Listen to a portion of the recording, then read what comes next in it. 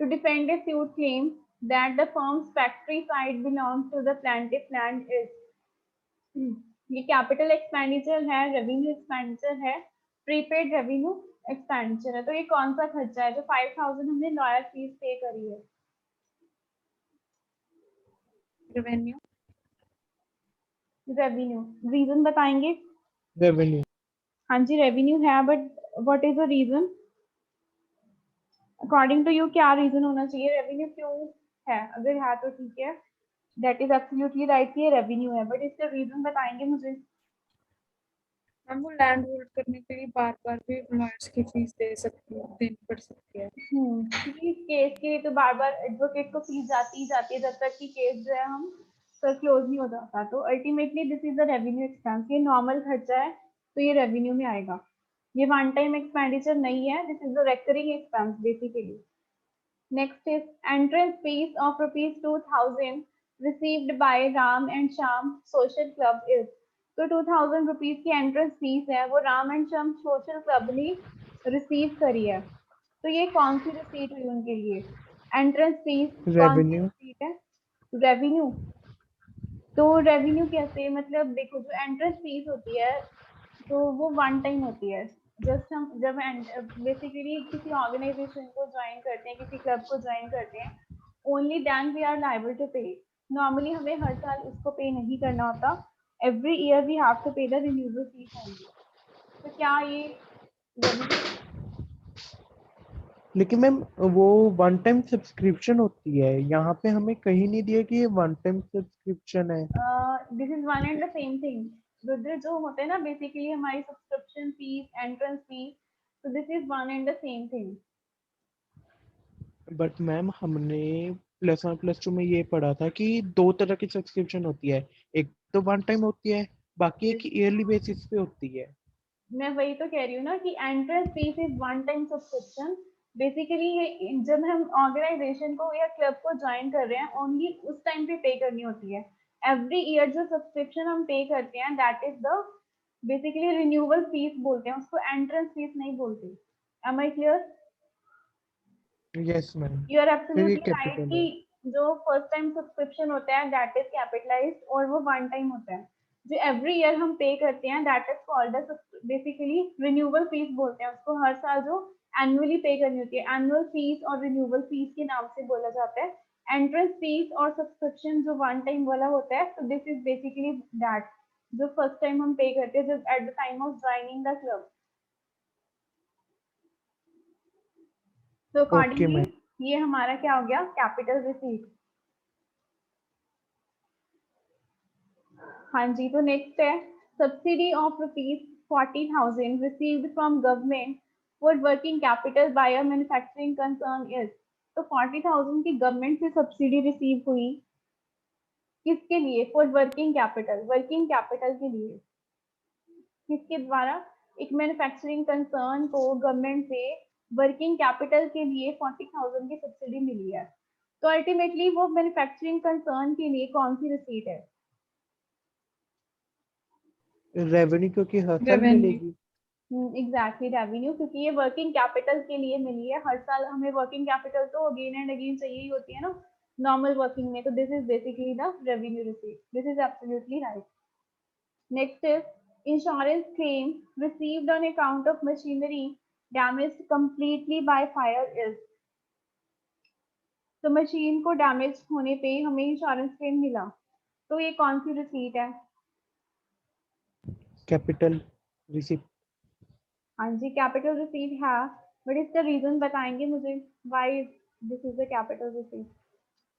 Ma'am एक तो हमारी जो मशीनरी है वो कैपिटल नेचर की होती है, दूसरा ये हमें हर बार नहीं मिलती, लॉस बाय फायर, ये एक बार ही मिलती है। एग्जैक्टली, क्योंकि हमें अगर डैमेज होता है मेजर तो तभी मिलती है। ऐसे नहीं है कि हम छोटा मोटा डैमेज के लिए हम क्लेम कर लेंगे। और more over this is the capital item. Next is interest on investment received from UTI is. तो यूटीआई से हमें इंटरेस्ट रिसीव हुआ, यूनिट ट्रस्ट ऑफ इंडिया में हमने इन्वेस्टमेंट कर रखी थी, उससे हमें इंटरेस्ट रिसीव हुआ। तो क्या है ये? रेवेन्यू रिसीट है या कैपिटल है?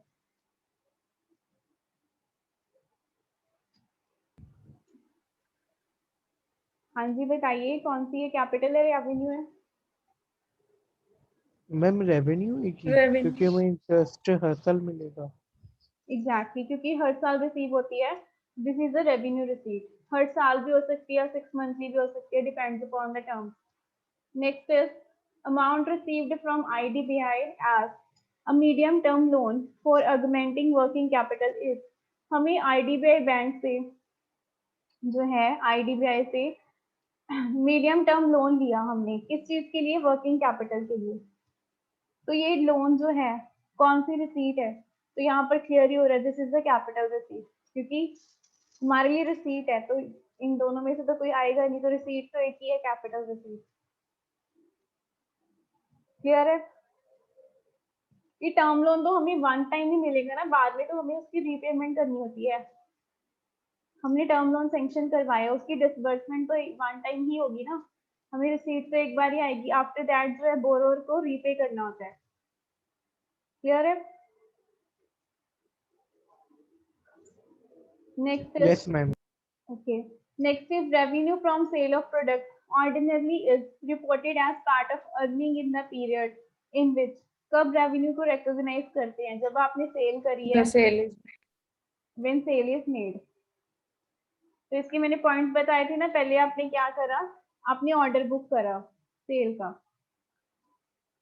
आफ्टर दैट आपने सेल कर दी, इट मीन्स आपने डिलीवरी दे दी कस्टमर को, आफ्टर दैट आपने पेमेंट रिसीव कर ली। तो किस पॉइंट पे मान के चलेंगे कि हम अपनी इनकम को रिकॉर्ड कर लें? ऑन दिस पॉइंट, जब हमने सेल कर ली एक्चुअल में, उसको डिलीवरी गुड्स की प्रोवाइड कर दी। तो नेक्स्ट है, if repair cost is 25,000, white wash expenses है 5,000। तो रिपेयर का खर्चा है 25,000, वाइट वॉश के एक्सपेंसेस है 5,000। Both relates to presently use building. तो प्रेजेंटली यूज बिल्डिंग से रिलेटेड है। Cost of extension of building is 2,50,000 and improvement in electric wiring system is ₹19,000। तो ये अमाउंट जो है, कितनी अमाउंट को हम एक्सपेंडिचर काउंट करेंगे? अल्टीमेटली रेवेन्यू एक्सपेंस में कितनी अमाउंट आएगी? मैम 30,000। 30,000।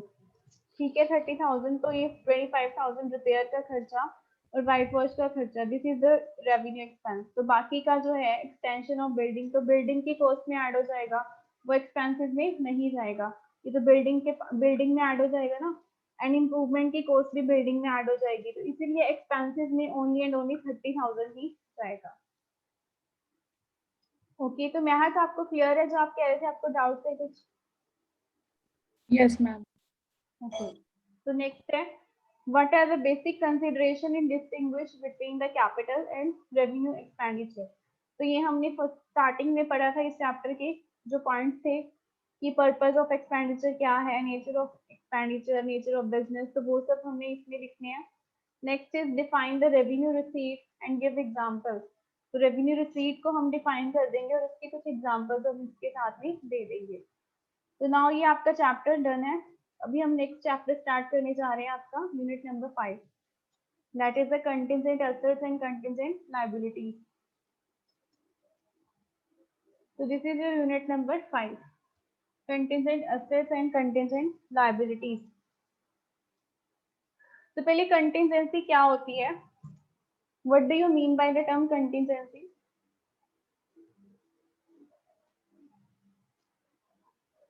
हाँ जी बताएगा कोई, what do you mean by the term contingency? May or may not be receivable. Exactly, may or may not happen. It is basically probability. So probability and contingency is the one and the same thing। हम उसी को contingency बोलते हैं, जिसको हम probability बोलते हैं, कि कल हम कह सकते हैं कि ये चीज हो भी सकती है और नहीं भी हो सकती। So we having the 50-50% chances. This is the contingency। तो हमारे पास दो चीजें होती है, contingent asset and contingent liabilities। इन दोनों को ही हम बैलेंस शीट में डिस्क्लोज नहीं करते। इवन कंटिजेंट एसेट्स तो हम कहीं भी डिस्क्लोज नहीं करते। जो हमारी कंटिजेंट लाइबिलिटीज हैं उनको बैलेंस शीट में एज अ नोट दिखा देते हैं, बट बैलेंस शीट का पार्ट नहीं होता, बैलेंस शीट में वो इंक्लूड नहीं होता, उसको एज अ फुट नोट हम बैलेंस शीट में लास्ट में डाल देते हैं, किसको? कंटिजेंट लाइबिलिटीज को। तो कंटिजेंट एसेट मीन्स अ पॉसिबल एसेट, एक ऐसा पॉसिबल एसेट जो हो भी सकता है फ्यूचर में अराइज और नहीं भी, arise from the past event and existence will be confirmed only after occurrence और non occurrence of one or more uncertain future events पे डिपेंड करती है। तो this is called a contingent asset. तो ऐसा एसेट जो पास्ट इवेंट से rise हुआ और उसकी एग्जिस्टेंस कंफर्म होगी ओनली किसी इवेंट की हैपनिंग पे। जैसे हम कह रहे हैं कि हमारा कोई कोर्ट में केस चल रहा है, हमने किसी प्लांट या किसी भी प्रॉपर्टी के अगेंस्ट केस किया हुआ है, तो this is the famous example जो आप समझ सकते हो, और ये हम जनरली अकाउंट्स में यूज करते हैं क्योंकि इसके अलावा जो है हमें सूटेबल एग्जांपल जो है यही दोनों पे सूट करती है, कंटिजेंट एसेट पे भी और कंटिजेंट लायबिलिटी पे भी। मान लो आप किसी कोर्ट में जो है सूट फाइल करा है, अपनी कोर्ट केस चल रहा है प्रॉपर्टी को लेकर, तो जिस प्रॉपर्टी पे आपने कोर्ट केस फाइल करा है तो इट माइट बी कि आपकी प्रॉपर्टी हो जाएगी अगर आप कोर्ट केस जीत जाते हो सकता है कि वो प्रॉपर्टी आपको ना भी मिले। तो this is your contingent asset. Am I clear? Next is contingent Yes, ma'am. Liability. तो अब जिस बंदे के अगेंस्ट आपने केस किया है, जिसके पास राइट नाउ प्रॉपर्टी एग्जिस्ट कर रही है, तो उसके लिए वो कंटिजेंट लायबिलिटी हुई कि हो सकता है फ्यूचर में वो केस लूज कर जाए और उसको आपको कोई कॉम्पनसेशन देना पड़ जाए उस प्रॉपर्टी के बदले, या फिर वो प्रॉपर्टी ही आपको देनी पड़े। तो that is the contingent liability for that person. उस पर्सन के लिए वो कंटिजेंट लायबिलिटी है, आपके लिए वो कंटिजेंट एसेट है, बट दोनों को ही कंफर्म नहीं है कि किसको ये मिलने वाला है। A possible obligation arising from past events and may arise in future depends on occurrence or non-occurrence of one or more uncertain future events. So this is your contingent liability. Am I clear?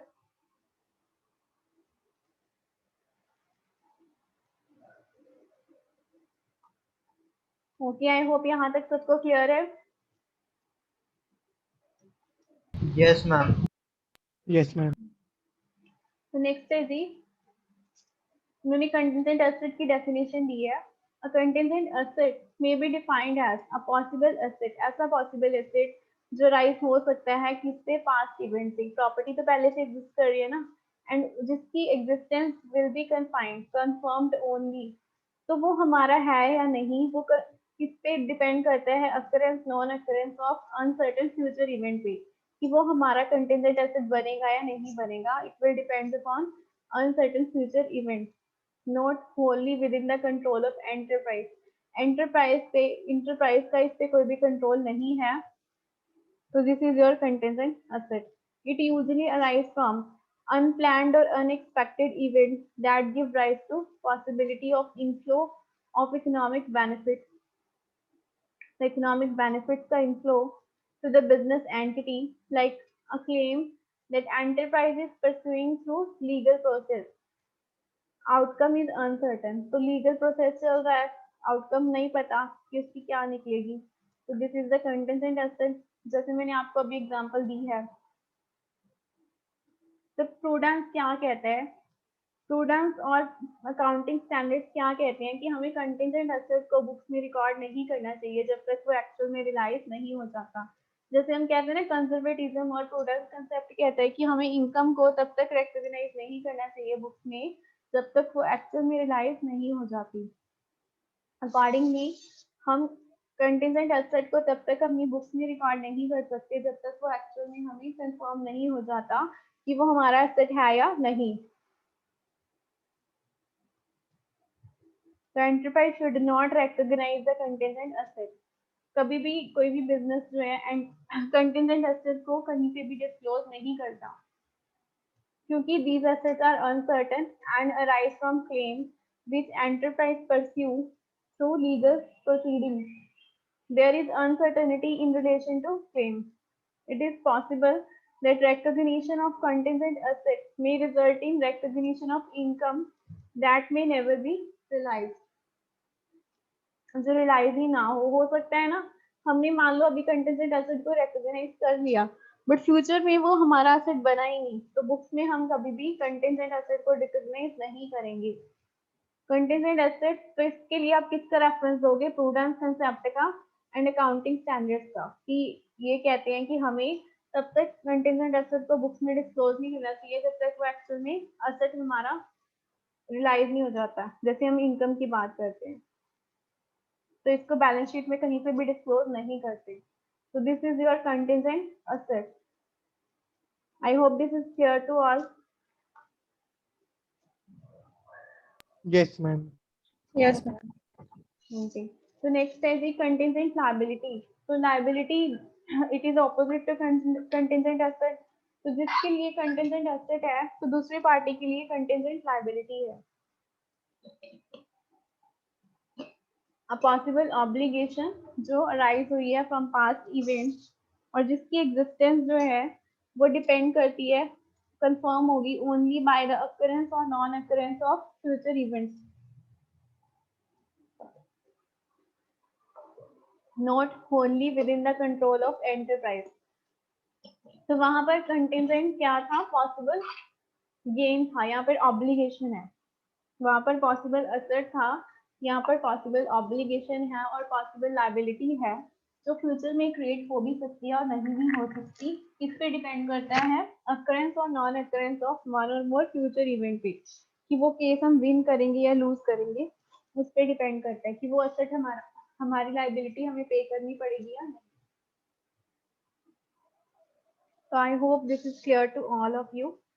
A present obligation जो past event से rise हुई है is not recognised. इसको भी हम balance sheet में नहीं दिखाते, बट इसको बैलेंस शीट के एज अ फुट नोट दिखा देते हैं। It is not probable that outflow of resources जो है वो कंफर्म नहीं है अभी तक, और एस्टिमेट भी हम नहीं लगा सकते कि कितना एक्चुअल में हमें पे करना पड़ सकता है। तो दिस इज कंटिजेंट लायबिलिटी। ये क्या है? पॉसिबल ऑब्लिगेशन होती है फ्रॉम पास्ट इवेंट जिसकी डिपेंड करती है future occurrence or non-occurrence of one or more future event पे। It is required to be disclosed in the notes to accounts. Notes to accounts क्या होते हैं? हमारी बैलेंस शीट के साथ अनेक्स्चर लगता है, that is called notes to accounts। इसलिए हम बोलते हैं कि इसको बैलेंस शीट में नहीं दिखाते, इसको as a notes to accounts or we can say the footnote of balance sheet में दिखाते हैं। Am I clear to you? Yes, ma'am. Yes, ma'am. Okay. So next is the contingent assets and liabilities में difference। यहाँ पर इन्होंने गलत printing कर रखी है, लाइबिलिटी एंड लाइबिलिटी। तो कंटिजेंट एसेट्स एंड लाइबिलिटीज में क्या डिफरेंस हुआ? तो बेसिक डिफरेंस इज कि वहां पर जो है कंटिजेंट एसेट मींस की फ्यूचर एसेट और कंटिजेंट लाइबिलिटी इज जो है पॉसिबल ऑब्लिगेशन। तो दोनों में डिफरेंस क्या है? This is a possible obligation और एसेट के केस में पॉसिबल एसेट जो राइज हो सकता है फ्यूचर में। तो नॉर्मल लाइबिलिटी से कंटिजेंट लाइबिलिटी का क्या डिफरेंस है? वो कह रहे हैं जी लाइबिलिटी तो नॉर्मली जो बैलेंस शीट में दिखाते हैं, लाइबिलिटीज को तो हम बैलेंस शीट में दिखाते हैं बट कंटिजेंट लाइबिलिटीज को बैलेंस शीट में नहीं दिखाते। तो इन दोनों का डिफरेंस क्या है? क्योंकि जो लाइबिलिटीज होती हैं वो कंफर्म्ड होती हैं, वो क्या है? पॉसिबल ऑब्लिगेशन वाला कोई टर्म नहीं यूज करती, वो कंफर्म्ड होती है कि इतनी अमाउंट हमें पे करनी है। जस्ट लाइक क्रेडिटर की बात करते हैं, क्रेडिटर हमें इतनी अमाउंट से पे करनी ही पड़ती है, that is a definite amount कि जो हमें पे करनी पड़ेगी, तो वो एस्टिमेट नहीं है। तो liability is defined as, liability का मतलब क्या है? A present obligation of enterprise which arise from past event. तो जो प्रेजेंट ऑब्लिगेशन है वो हमारी लाइबिलिटी है। ऑन द अदर हैंड जो फ्यूचर ऑब्लिगेशन हो सकती है that is your contingent liability. Second point है सेटलमेंट ऑफ लाइबिलिटी से आउटफ्लो ऑफ रिसोर्सेज होता है, डेफिनेटली होता है, but settlement of contingent liability से आउटफ्लो ऑफ रिसोर्सेज मे और मे नॉट हैपन, हो भी सकता है और नहीं भी। तो इसके एग्जांपल दे सकते हैं, claims against the enterprise not acknowledged as debt. अभी तक क्लेम्स हैं, हमने किसी को पेमेंट करनी है बट वो क्लेम्स है मेयरली, उनकी पेमेंट हमने करनी है, ये कंफर्म नहीं हुआ। जैसे किसी ने हमारे नाम पे बिल ड्रॉ कर लिया बट उस पर हमारी एक्सेप्टेंस नहीं है, हमने उस पर सिग्नेचर नहीं कर रखे, तो वो क्लेम्स अगेंस्ट द एंटरप्राइज है बट अभी तक वो एक्नॉलेज एज डेट नहीं हुई। गारंटी जो है थर्ड पार्टी के लिए दी है, this is also the contingent liability. Liability तो आपको पता ही है, क्रेडिटर्स की एग्जांपल दे सकते हो, अदर पेबल्स की एग्जांपल दे सकते हो। इसका जो लास्ट पॉइंट क्या आ जाएगा, फोर्थ पॉइंट, कि लायबिलिटीज को हम बैलेंस शीट में डिस्क्लोज करते हैं बट कंटीजेंट लायबिलिटीज को हम बैलेंस शीट में डिस्क्लोज नहीं करते, they are disclosed as notes to accounts only. So I hope this is clear to you. Next is distinction between the contingent liabilities and provisions. तो contingent liabilities and provisions में क्या फर्क है? Provision means जैसे हम depreciation की provision बनाते हैं, जैसे हम प्रोविजन बनाते हैं आउटस्टैंडिंग एक्सपेंसेस की, हम कहते हैं ना सैलरी आउटस्टैंडिंग कितनी है, रेंट आउटस्टैंडिंग, तो वो बेसिकली प्रोविजन है आपकी। But contingency is not the provision, उसको हम बैलेंस शीट में कहीं पे भी दिखाते ही नहीं है।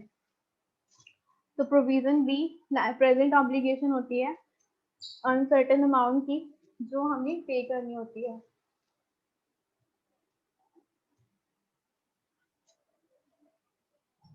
कंटिजेंट लायबिलिटी क्या होती है? It is a possible obligation जो फ्यूचर में अराइज हो सकती है, depends upon the uncertain future event. Next है provision meet the recognition criteria. तो प्रोविजन जो है वो रिकॉग्निशन क्राइटेरिया को मीट करती है बट कंटिजेंट लायबिलिटी है इसको मीट नहीं करती। इट मीन्स कि प्रोविजन को हम बैलेंस शीट में दिखाते हैं बट कंटिजेंट लायबिलिटी को we can't disclose in the balance sheet. यहाँ तक क्लियर है सबको? Yes, ma'am. Okay. Next is provision is recognized when enterprise has a present obligation from past events. तो प्रोविजन को कब रिकॉग्नाइज करते हैं? जब उसकी प्रेजेंट ऑब्लिगेशन होती है फ्रॉम द पास्ट इवेंट। जैसे हम कहते हैं ना सैलरी आउटस्टैंडिंग, तो सैलरी थी मार्च मंथ की, हमने उसकी प्रोविजन बना दी बट हमने पे कब करी है? जाके नेक्स्ट ईयर अप्रैल में। वी कैन से कि मार्च 21 की सैलरी हमने अप्रैल 21 में पे की है। नॉर्मली यही रूल तो चलता है ना, मंथ एंड के बाद हम नेक्स्ट मंथ में जो है पे करते हैं। तो उसकी हमने 31 मार्च 21 की बैलेंस शीट में प्रोविजन दिखा दी कि हमारी सैलरी पेबल खड़ी है इतनी अमाउंट की जो हम नेक्स्ट मंथ में जाके पे कर देंगे। On the other hand contingent liability को हम बैलेंस शीट में नहीं दिखा सकते, वो प्रेजेंट ऑब्लिगेशन नहीं है। इसमें कुछ पार्ट हो सकता है बट वो रिकॉग्निशन क्राइटेरिया को मीट नहीं करता, इसलिए हम क्या है उसको बैलेंस शीट में डिस्क्लोज नहीं करते in respect of this. So this is called the contingent liability. If management estimate that it is probable कि settlement of obligation से outflow of resources होगा ही होगा, that will be the provision. हम कहते हैं ना कि next year हमें इतनी सैलरी पे करनी ही पड़ेगी, तो this is your provision, इतना रेंट हमें next year में पे करना ही पड़ेगा, तो वो डेफिनेट है, हमें पता है, उसमें एस्टिमेट की कोई बात ही नहीं है, तो वो क्लियर है कि उतना पे करना ही पड़ेगा। बट यहाँ पर प्योरली एस्टिमेशन बेस्ड होता है, हमें कुछ भी क्लियर नहीं होता कि कितना पे करना पड़ेगा, what should be the liability. Next है let us take an example to understand the distinction between the provision and contingent liability. उन्होंने बताया कि एग्जांपल देते हैं दोनों में डिफरेंस क्लियर करने के लिए। Like central excise officer imposes a penalty on Alpha limited.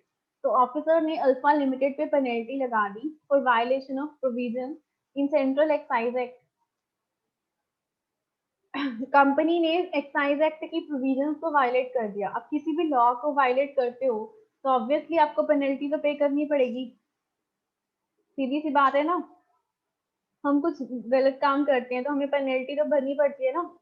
तो हमने किसी लॉ की वायलेशन की है, लॉ की प्रोविजंस को हमने हार्म किया है, तो obviously we have to make the payment, हमें पेनल्टी पे करनी पड़ेगी। हमने किसी इनकम टैक्स को लेट पे किया है तो हमें लेट फीस तो भरनी पड़ेगी। उसी तरीके हमने लॉ की प्रोविजंस को वायलेट किया है, लॉ को वायलेशन करी है, दैट मीन्स हमें पेमेंट करनी पड़ेगी, तो ये हमारी प्रोविजन है। तो कंपनी अपील में गई, कंपनी कह रही है जी मैं पे नहीं करना चाहता, मैं अपील में जाऊंगी। तो कंपनी अपील में चलेगी। If management estimate that it is probable the company will have to pay the penalty, but company को पेनल्टी पे करनी पड़ सकती है। इट रिकॉग्नाइज द लायबिलिटी, तो प्रोविजन है उसके लिए कि इतनी अमाउंट की पेनल्टी जो डेफिनेट आपको पे करनी पड़ेगी। आप अपील में चलेंगे तब भी पे करनी पड़ेगी, ये मैनेजमेंट का मानना है। ऑन द अदर हैंड, अगर मैनेजमेंट मान के चले कि अपीलेट अथॉरिटी जो है will be in the favour, कि अपीलेट अथॉरिटी उनकी फेवर में जजमेंट देगी, इट मीन्स उनको पेनल्टी पे नहीं करनी पड़ेगी, उनको डैम श्योर है कि नहीं पे करनी पड़ेगी, हमने जो अपील करी है तो हमारे फेवर में जजमेंट आएगी, कंपनी कह रही है। तो ऑब्वियसली उनके लिए क्या हुआ है, कंटिजेंट लायबिलिटी है। एक साइड तो कंपनी खुद मान रही है कि हाँ मुझे ये लायबिलिटी पे करनी पड़ेगी, चाहे मैं अपील में जाऊँ, इवन देन मुझे लायबिलिटी पे करनी पड़ सकती है, तो ये प्रोविजन है।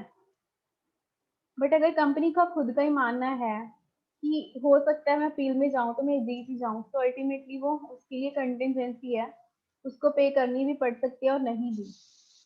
तो ये किस पे डिपेंड करता है, जजमेंट ऑफ मैनेजमेंट पे, मैनेजमेंट का क्या मानना है उस लायबिलिटी के लिए इस टाइप के केसेस में। Am I clear to you?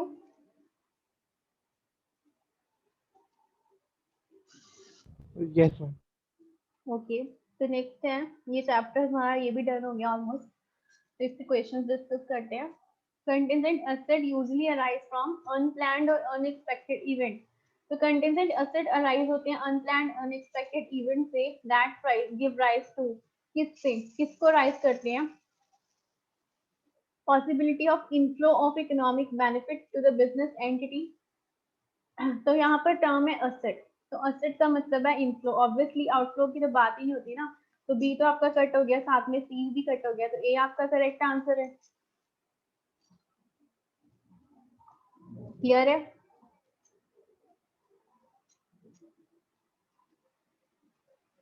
Asset से इनफ्लो ही तो होगी ना, अगर असेट आपके पास आएगा तो ऑब्वियसली कुछ ना कुछ आएगा ही ना, जाएगा थोड़ी ना, तो इनफ्लो ही होगी, आउटफ्लो तो चांस ही नहीं है कुछ भी।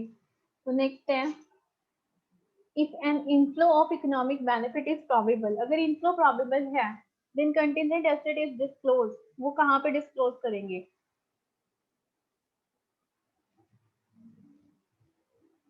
बैलेंस शीट में, in the financial statement, in the report of approving authority, board of directors and corresponding approving authority in case other enterprise, और in case in cash flow statement। तो इसका answer है option number B, क्योंकि जो भी आपके contingent assets हैं उसको आप बैलेंस शीट में तो दिखा नहीं सकते, इट मींस ए तो एलिमिनेट हो गया। कैश फ्लो स्टेटमेंट भी बैलेंस शीट का ही पार्ट होता है, तो इसमें भी नहीं दिखा सकते। हम इसको कहाँ दिखाते हैं, बोर्ड ऑफ डायरेक्टर्स की रिपोर्ट में, कि हमारा इतनी अमाउंट का कंटिजेंट एसेट है जो फ्यूचर में हो सकता है हमें अराइज हो जाए, और अगर मटेरियलाइज हो गया तो हमें इतनी अमाउंट का एसेट जो है वो मिल जाएगा। तो we should disclose in the report of board of directors. Am I clear?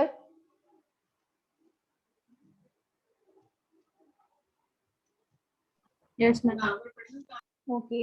Next is the in case of dash, either outflow of resource to the settle the obligation is not probable or amount expected to be paid can't be measured with sufficient reliability। किसके case में outflow नहीं पता होती और obligation नहीं पता होती,